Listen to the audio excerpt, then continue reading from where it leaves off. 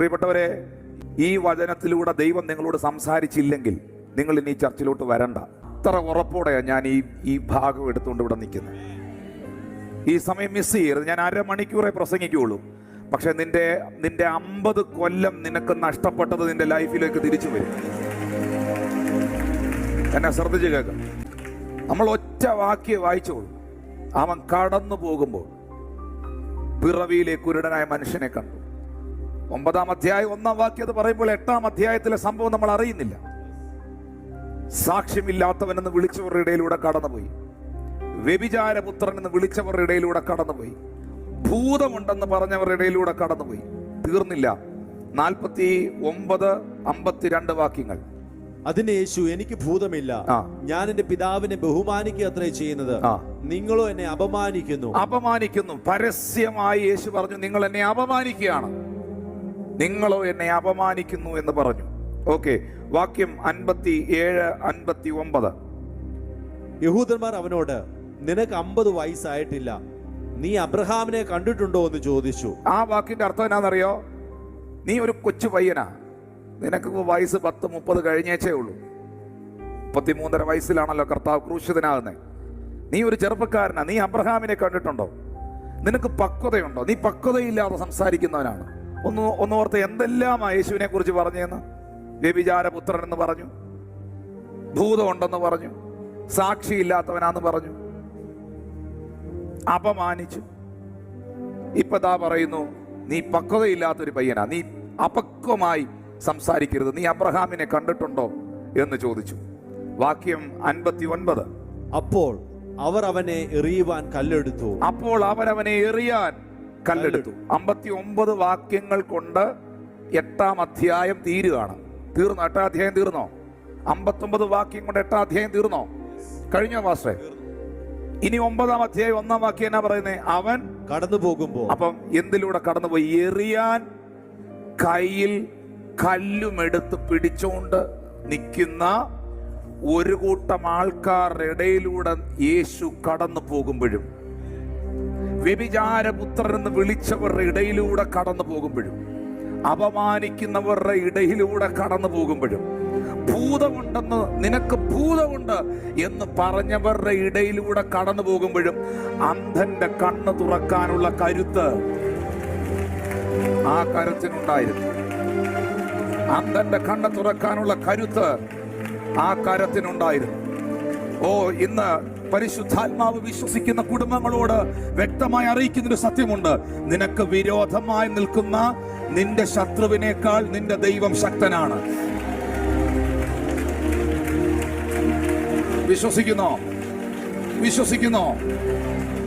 നിനക്കെതിരെ നിൽക്കുന്ന സകല പൈശാചിക ബന്ധനത്തെക്കായാലും, സകല സാത്താനിക ബന്ധനങ്ങളെക്കായാലും, സകല രോഗത്തിന്റെ കെട്ടുകളെക്കായാലും നീ വിശ്വസിക്കുന്ന കർത്താവ് ശക്തനാണ്.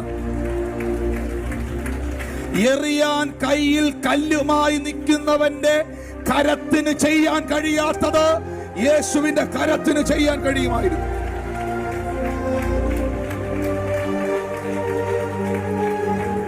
Hallelujah. Hallelujah. Hallelujah. ഈ ദിവസങ്ങളിൽ, ഈ കഴിഞ്ഞ ആഴ്ചകളിൽ, ഇപ്പോൾ ഈ ചർച്ചിൽ ഇരിക്കുമ്പോഴും, ലൈവിലൂടെ എന്നെ കാണുമ്പോഴും, ജീവിതത്തിൽ ഏതെങ്കിലും ഗോലിയാത്തുമാരെ നിങ്ങൾ ഫേസ് ചെയ്യുന്നെങ്കിൽ, ഈ നിലയിൽ ഏതെങ്കിലും പ്രതിസന്ധിയുടെ നടുവിലൂടെ നിങ്ങൾ കടന്നു പോകുന്നെങ്കിൽ, ആ പ്രതിസന്ധിയുടെ നടുവിലൂടെ നീ പൊയ്ക്കൊണ്ടിരിക്കുമ്പോഴും നിന്നെ എതിർക്കുന്നവർക്കില്ലാത്ത ഒരു പവർ, നിന്നെ എതിർക്കുന്നവർക്കില്ലാത്ത ഒരു ശക്തി, നിന്നെ വിമർശിക്കുന്നവർക്കില്ലാത്ത ഒരു അഭിഷേകം നിന്റെ മേളിൽ വ്യാപരിക്കുന്നു എന്ന് തിരിച്ചറിയുക.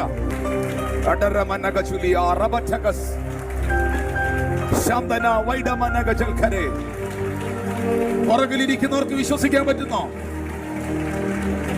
പറ്റുന്നോ?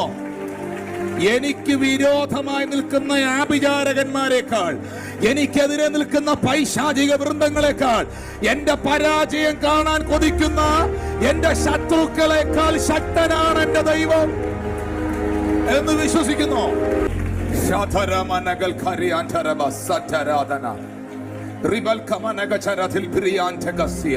Rakata prekoli prekenta na kausha siaraba.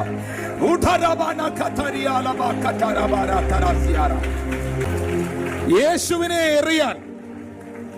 യേശുവിനെ എറിയാൻ കയ്യിൽ കല്ലുമായി നിൽക്കുന്നവന് അമ്പന്റെ കണ്ണു തുറക്കാൻ പറ്റുമോ?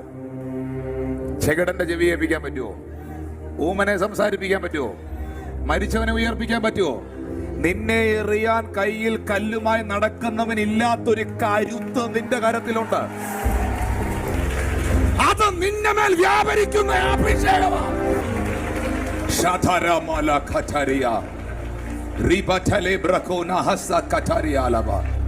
കർത്താവിന്റെ പുറകെ നടന്ന് അപമാനിക്കുമല്ലായിരുന്നോ?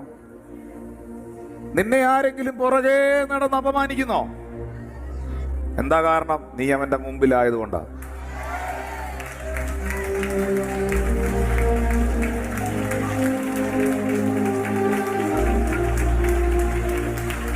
നിന്നെ ആരെങ്കിലും പുറകിലൂടെ കുത്തുന്നോ? നിന്നെ ആരെങ്കിലും പുറകിലൂടെ വേദനിപ്പിക്കാൻ വരുന്നോ? വേറെ ഒന്നുമല്ല, അവൻ പുറകിൽ നിന്ന് കുത്തുന്നത് നീ മുന്നിലായത് കൊണ്ടാണ്. നിന്നെ മുന്നിൽ നിന്ന് പുറകിലാക്കാൻ അവൻ ശ്രമിക്കുന്ന ഓരോ ശ്രമവും ആയിസി നടക്കുകയല്ല.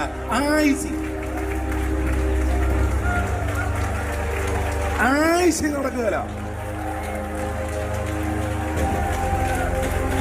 കാരണം നിന്റെ മേൽ കിടക്കുന്നത് തമ്പുരാന്റെ അഭിഷേക. ബദ്ധന്മാർക്ക് വിടുതലും കുരുടന്മാർക്ക് കാഴ്ചയും പീഡിതർക്ക് സ്വാതന്ത്ര്യം കൊടുക്കുവാൻ അവന്റെ ആത്മാവിന്റെ മേലുണ്ട്. സമയപരിമിതികൾ കൊണ്ട് ഞാൻ വേഗത്തിൽ പറയാം. അപമാനിക്കുന്നവന്റെയും എറിയാൻ കയ്യിൽ കല്ലുമായി നിൽക്കുന്നവന്റെയും കൈക്കില്ലാത്ത കരുത്ത്, കുരുടന്റെ കണ്ണ് തുറക്കാനുള്ള കരുത്ത് നസ്രായന്റെ കൈക്കുണ്ടായിരുന്നു.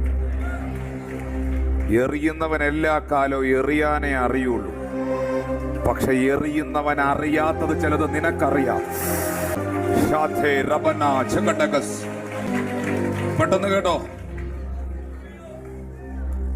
ചില മണിക്കൂറുകളുടെ, ചില മിനിറ്റുകളുടെ പ്രതികൂലത്തിലൂടെ കടന്നുപോയ യേശു ജന്മനാ പ്രതിസന്ധിയിൽ ഇരിക്കുന്നവനെ കാണുകയാണ്.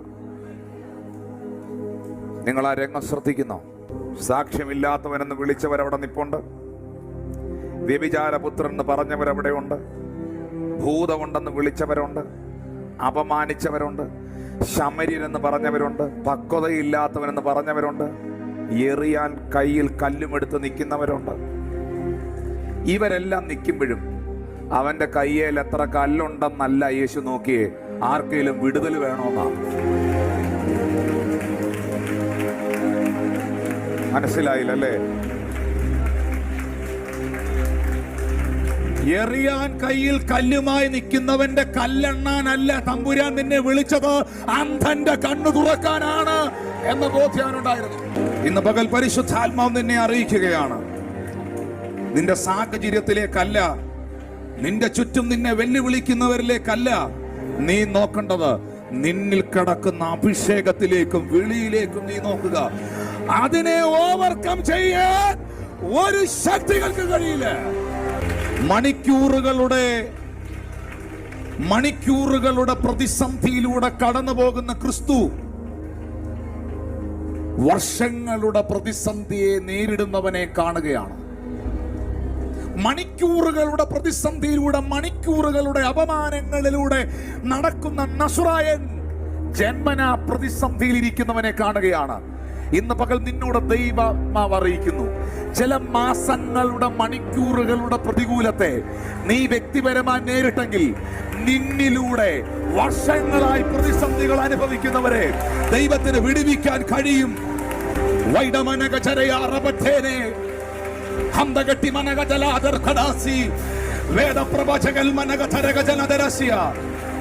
മാസങ്ങളുടെ, ആഴ്ചകളുടെ പ്രതികൂലത്തിലൂടെ പോകുന്നുവോ?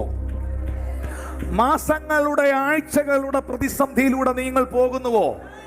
മാസങ്ങളുടെ, ആഴ്ചകളുടെ, മണിക്കൂറുകളുടെ പ്രതിസന്ധിയെ നേരിടുന്നവരോട് ആത്മാ പറയുന്നു, നീ ആ പ്രതിസന്ധിയെ പ്രാർത്ഥനയോടെ നേരിട്ടാൽ വർഷങ്ങളായി വിടുതൽ അനുഭവിക്കാതെ കിടക്കുന്ന ചിലതിന്റെ വിടുതലിന് വേണ്ടി ദൈവത്തിന്റെ കരം നിന്നെ ഉപയോഗിക്കും. നിങ്ങളുടെ എല്ലാ പ്രതിസന്ധികളുടെ നടുവിലും നിങ്ങൾ ശക്തരാണ്. ഏലാ താഴ്വരയിൽ ഗോലിയാത്ത് വെല്ലുവിളിക്കുമ്പോഴും നിന്നെ തീർത്ത് കളയുമെന്ന് പറയുമ്പോഴും ദാവീദേ, നീ ശക്തനാണ്. ഈ ലൈവിൽ എന്നെ കാണുന്ന കുടുംബത്തോട് കർത്താവ് പറയുന്നു, ഇന്ന് ഈ പ്രതികൂലത്തിലൂടെ നീ കടന്നു പോകുമ്പോഴും, എല്ലാം കഴിഞ്ഞു എന്ന് നീ പറയുമ്പോഴും, ഞാൻ ബലഹീനയാണെന്ന് നീ അറിയിക്കുമ്പോഴും, നീ അറിയാത്തൊരു പവർ, ഉരുട്ട് കണ്ണിനെ തുറക്കുന്ന ഒരു പവർ നിന്നിൽ വ്യാപരിക്കും. വേറൊരു കാര്യം നിങ്ങൾ കണ്ടോ ഡോക്ടർ കരുൺ? കർത്താവിന്റെ വ്യക്തിത്വത്തെയും കർത്താവിന്റെ പേഴ്സണാലിറ്റിയെയും കർത്താവിന്റെ ശുശ്രൂഷയെയും അഭിഷേകത്തെയും പ്രായത്തെയും ഒക്കെ കുറെ അസൂയ നിറഞ്ഞ പരീശന്മാർ വെല്ലുവിളിക്കുമ്പോഴും സമൂഹത്തിൽ പ്രതിസന്ധി അനുഭവിക്കുന്ന, തകർന്ന, നിരാശയുള്ള, രോഗത്താൽ ഭാരപ്പെടുന്ന ലക്ഷങ്ങൾ, ആയിരങ്ങൾ അവനെ കാത്തിരിക്കുന്നുണ്ടായിരുന്നു. പിടികിട്ടിയില്ല? മനസ്സിലായോ? നല്ലൊരു ഉദാഹരണത്തിൽ പറയാം. വ്യക്തിപരമായി എന്നെ ഇഷ്ടമല്ലാത്ത, എന്നെ കാണുന്നത് പോലും ഇഷ്ടമല്ലാത്ത 2-3 പേർ എവിടെയെങ്കിലുമൊക്കെ കാണാം. പക്ഷെ എൻ്റെ പാസ്റ്ററിന്റെ കാൽ എൻ്റെ വീട്ടിലൊന്ന് കുത്തണം എന്നാഗ്രഹിക്കുന്ന ലക്ഷങ്ങളുണ്ട്. ലക്ഷങ്ങളുണ്ട്. അറിയാവോ? അറിയാവോ? എനിക്ക് അങ്ങാരെ കാണുന്ന പോലും ഇഷ്ടമല്ല എന്ന് പറയുന്ന 2-3 എണ്ണം എല്ലായിടം കാണും. പക്ഷെ പാസ്റ്ററെ ഒന്ന് കാണാൻ പറ്റുമോ എന്ന് ചോദിക്കുന്ന ലക്ഷങ്ങളുണ്ട്. എന്റെ ഫോക്കസ് അവരല്ല, എന്റെ ഫോക്കസ് ഇവരാണ്.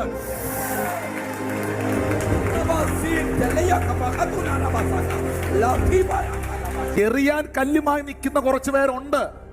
കുറച്ചു പേരേ ഉള്ളൂ. വ്യഭിചാരപുത്രൻ എന്ന് പറയുന്നവരുണ്ട്, ഭൂതമാന്ന് പറയുന്നവരുണ്ട്, കളിയാക്കുന്നവരുണ്ട്. അത് കുറെ ആൾക്കാർ അവിടെ ഉണ്ട്. പക്ഷെ മറുഭാഗത്ത് അവനെ ഒന്ന് കാണാൻ, അവന്റെ വസ്ത്രത്തിന്റെ തൊങ്കലേലും ഒന്ന് തൊടാൻ ഒരു ശതാധിപൻ പറഞ്ഞു, നീ എന്റെ പുരക്കകത്ത് വരാൻ ഞാൻ യോഗ്യനല്ല. പിടികിട്ടിയോ? നിന്റെ ഒരു കൈവപ്പിന് വേണ്ടി കാത്തിരിക്കുന്ന 10,000-ങ്ങളുണ്ട്. നിന്റെ ഒരു 5 മിനിറ്റിന് വേണ്ടി.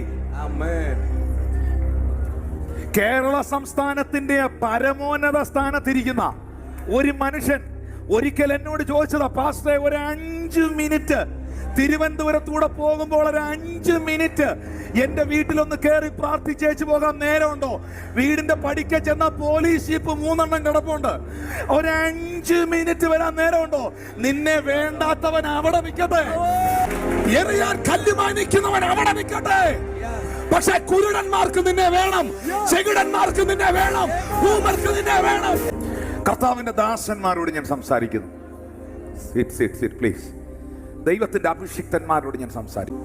അപമാനിക്കുന്നവരുടെ നടുവിലും, ഭൂതമുണ്ടെന്ന് വിമർശിക്കുന്നവരുടെ നടുവിലും, ശമരിനെന്ന് വിധിക്കുന്നവരുടെ നടുവിലും, വ്യഭിചാരപുത്രൻ എന്ന് വിശേഷിപ്പിച്ചവരുടെ നടുവിലും, തരം കിട്ടിയാൽ എറിയാൻ കല്ലുമായി കയ്യിൽ കരുതി നിൽക്കുന്നവരുടെ നടുവിലും, അന്ധന്റെ കണ്ണ് തുറക്കാനുള്ള കരുത്ത്, എറിയുന്നവൻ എറിയാൻ നിൽക്കുന്നവന്റെ കൈക്കില്ലാത്ത കരുത്ത്, അപമാനിക്കുന്നവന് ചെയ്യാൻ കഴിയാത്ത ശുശ്രൂഷ ദൈവം നിന്നെ ഏൽപ്പിച്ചിട്ടുണ്ട്.